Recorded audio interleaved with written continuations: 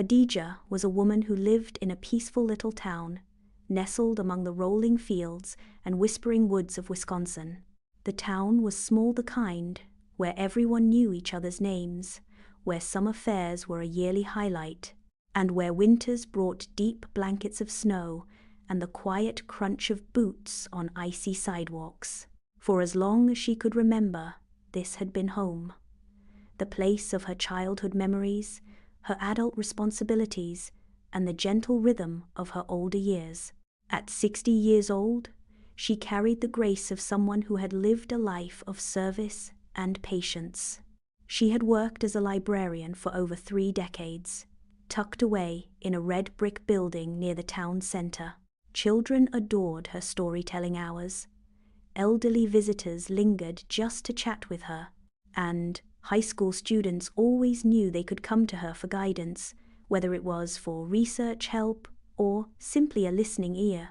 Her life was simple and in many ways lovely. She had raised 2 children in that very town, her daughter, now living in Chicago, and her son stationed overseas as part of the military. Her love for them was woven into everything she did. Carefully wrapped birthday presents, mailed on time, handwritten letters slipped into care packages, and long Sunday phone calls that ended with prayers for their safety and happiness. Yet as full as her heart was with love for her children, a part of her soul often felt quietly hollow. A longing she couldn't name, a question that had lingered in the corners of her mind for years. She had grown up in a devout Catholic household. Her father had been a church deacon, and her mother led community prayer groups. Their home was filled with symbols of faith crosses, statues of Mary, and Bibles worn with age and use. Christmas was her favorite time of year. The house would come alive with lights, the smell of cinnamon and ginger cookies, and the warmth of hymns sung by candlelight. She had stayed deeply connected to her church community throughout her life, volunteering during Lent, singing in the choir, and hosting gatherings during Easter and Christmas. But even amid the comfort of these traditions, she often found herself wrestling with unspoken doubts. During quiet walks along the frozen lake in winter, or while tending to her backyard roses in spring, she found her thoughts drifting toward the bigger questions. Who is God, truly? Why does life feel so directionless at times? Why, despite her devotion, did she still feel like she was looking for something?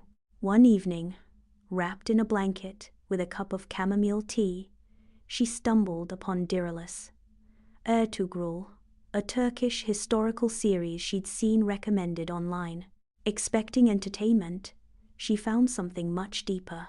The characters' unwavering commitment to justice, honor, and above all, God, stirred something inside her that she hadn't felt in years.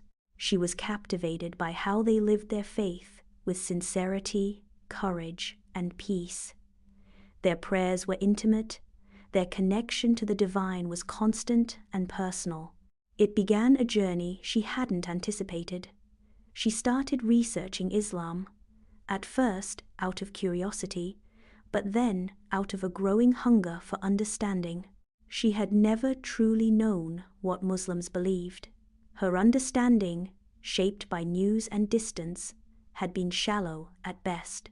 But as she read more stories from Muslim reverts, articles about Islamic beliefs, and even personal blogs, she realized how much of what she thought she knew was incomplete or simply wrong.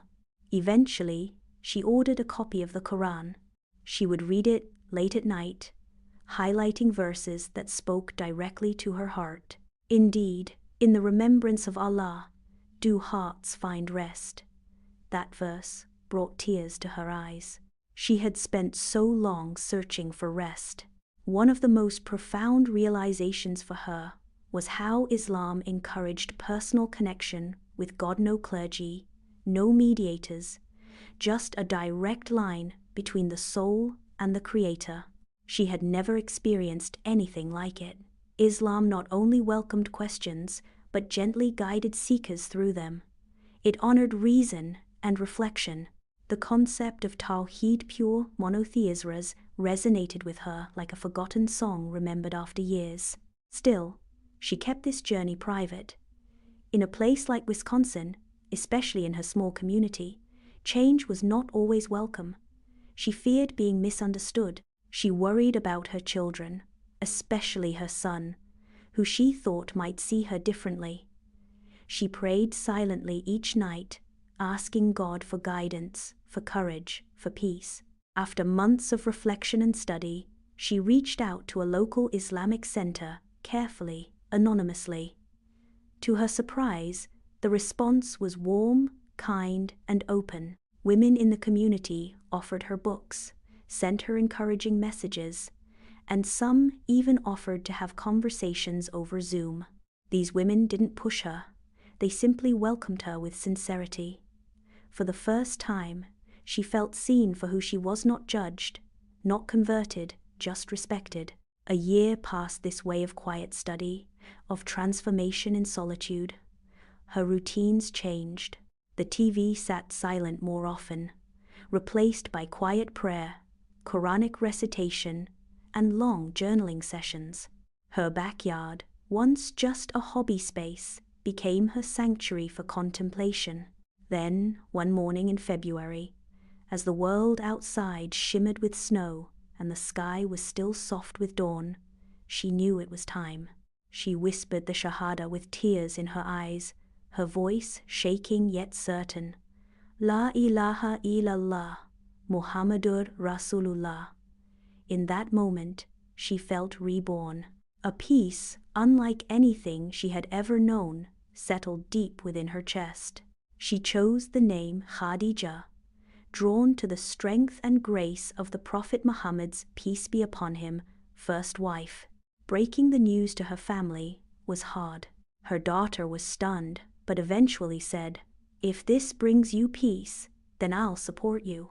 Her son didn't say much, but he didn't pull away either.